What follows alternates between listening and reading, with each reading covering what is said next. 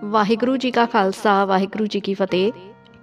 ਸੰਗਤ ਜੀ, ਬਹੁਤ ਮਨੁੱਖਾਂ ਦੇ ਮਨ ਵਿੱਚ ਇਹ ਸਵਾਲ ਆਉਂਦਾ ਹੈ ਅਤੇ ਉਹਨਾਂ ਨੂੰ ਲੱਗਦਾ ਹੈ ਕਿ ਉਹ ਸਹੀ ਧਿਆਨ ਸਿਮਰਨ ਕਰ ਰਹੇ ਹਨ ਜਾਂ ਨਹੀਂ, ਧਿਆਨ ਸਿਮਰਨ ਦੀ ਡੂੰਘਾਈ ਤੱਕ ਪਹੁੰਚ ਰਹੇ ਹਨ ਜਾਂ ਨਹੀਂ। ਸਾਨੂੰ ਇਸ ਬਾਰੇ ਕਿਵੇਂ ਪਤਾ ਲੱਗੇ?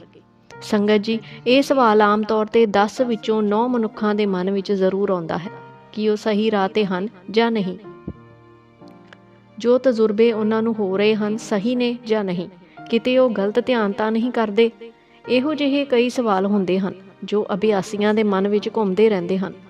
ਸੰਗਤ ਜੀ, ਜੇਕਰ ਆਪ ਜੀ ਕਿਸੇ ਤੋਂ ਧਿਆਨ ਕਰਨਾ ਸਿੱਖ ਰਹੇ ਹੋ, ਉਹ ਕੋਈ ਵੀ ਹੋ ਸਕਦਾ ਹੈ, ਜਿਵੇਂ ਕਿਸੇ ਗੁਰੂ ਜਾਂ ਕੋਈ ਪੂਰਨ ਮਹਾਂਪੁਰਖ ਜੋ ਧਿਆਨ ਸਿਮਰਨ ਦੀ ਉੱਚੀ ਅਵਸਥਾ ਵਿੱਚ ਹਨ, ਤਾਂ ਉਹ ਚੰਗੀ ਤਰ੍ਹਾਂ ਆਪ ਜੀ ਨੂੰ ਦੱਸ ਸਕਦੇ ਹਨ ਕਿ ਤੁਹਾਡੀ ਧਿਆਨ ਸਿਮਰਨ ਦੀ ਹਾਲਤ ਅਵਸਥਾ ਕਿਹੋ ਜਿਹੀ ਹੈ। ਇਹ ਇੱਕ ਬਹੁਤ ਹੀ ਕਾਰਾਗਾਰ ਤਰੀਕਾ ਹੈ, ਪਰ ਉਹ ਗੁਰੂ ਜਾਂ ਮਹਾਂਪੁਰਖ ਆਪ ਖੁਦ ਪੂਰਨ ਅਵਸਥਾ ਵਾਲੇ ਧਿਆਨੀ ਮਹਾਂਪੁਰਖ ਹੋਣੇ ਚਾਹੀਦੇ ਹਨ। ਦੂਜੀ ਜੋ ਬਹੁਤ ਮਹੱਤਵਪੂਰਨ ਚੀਜ਼ ਹੈ ਕਿ ਬਹੁਤ ਇਹੋ ਜਿਹੇ ਅਭਿਆਸੀ ਨੇ ਜਿਨ੍ਹਾਂ ਕੋਲ ਕੋਈ ਇਹੋ ਜਿਹਾ ਸਪੋਰਟ ਸਿਸਟਮ ਨਹੀਂ ਹੈ ਜੋ ਉਹਨਾਂ ਨੂੰ ਵੇਖ ਸਕੇ ਜਾਂ ਦੱਸ ਸਕੇ ਕਿ ਉਹਨਾਂ ਦਾ ਸਿਮਰਨ ਧਿਆਨ ਕਿਵੇਂ ਚੱਲ ਰਿਹਾ ਹੈ। ਇਸ ਲਈ ਕੁਝ ਇਹੋ ਜਿਹੇ ਸੰਕੇਤ ਹਨ ਜਿਨ੍ਹਾਂ ਦੇ ਆਧਾਰ 'ਤੇ ਤੁਹਾਨੂੰ ਸਮਝ ਵਿੱਚ ਆ ਜਾਵੇਗਾ ਕਿ ਆਪ ਜੀ ਸਹੀ ਭਗਤੀ ਸਿਮਰਨ ਕਰ ਰਹੇ ਹੋ ਜਾਂ ਨਹੀਂ।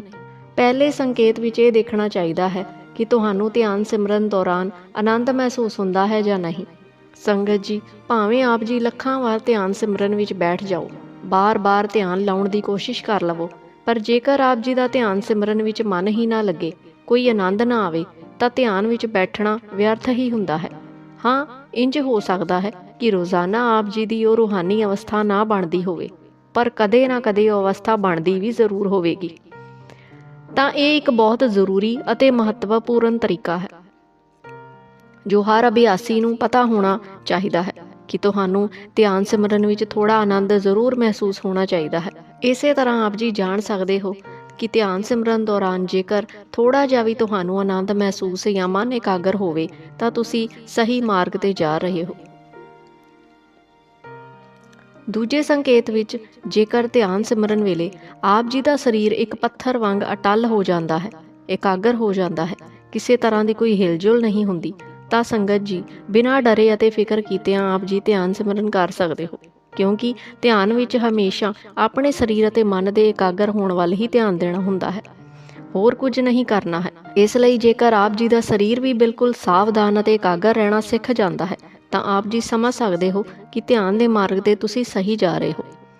ਤੀਜਾ ਸੰਕੇਤ ਦੱਸਦਾ ਹੈ, ਜੋ ਆਪ ਲਈ ਬਹੁਤ ਜ਼ਰੂਰੀ ਅਤੇ ਮਹੱਤਵਪੂਰਨ ਹੈ, ਕਿ ਜੇਕਰ ਤੁਹਾਨੂੰ ਧਿਆਨ ਸਿਮਰਨ ਦੇ ਵਿੱਚ ਕਿਸੇ ਵੇਲੇ ਵਿਚਾਰ ਖਤਮ ਹੋਣ ਅਤੇ ਮਨ ਦਾ ਇਕਾਗਰ ਹੋਣਾ ਮਹਿਸੂਸ ਹੋਵੇ, ਚਾਹੇ ਜਿੰਨੇ ਮਰਜ਼ੀ ਘੱਟ ਤੋਂ ਘੱਟ ਸਮੇਂ ਲਈ ਹੀ ਕਿਉਂ ਨਾ ਹੋਵੇ, ਕੁਝ ਸੈਕਿੰਡ ਲਈ ਵੀ ਹੋ ਸਕਦੀ ਹੈ, ਜੇਕਰ ਆਪ ਜੀ ਦੇ ਮਨ ਦੇ ਵਿਚਾਰ ਖਤਮ ਹੋ ਜਾਂਦੇ ਹਨ, ਉਦੋਂ ਹੀ ਤੁਸੀਂ ਦੁਨਿਆਵੀ ਵਿਚਾਰਾਂ ਤੋਂ ਮੁਕਤ ਹੋ ਗਏ ਹੁੰਦੇ ਹੋ।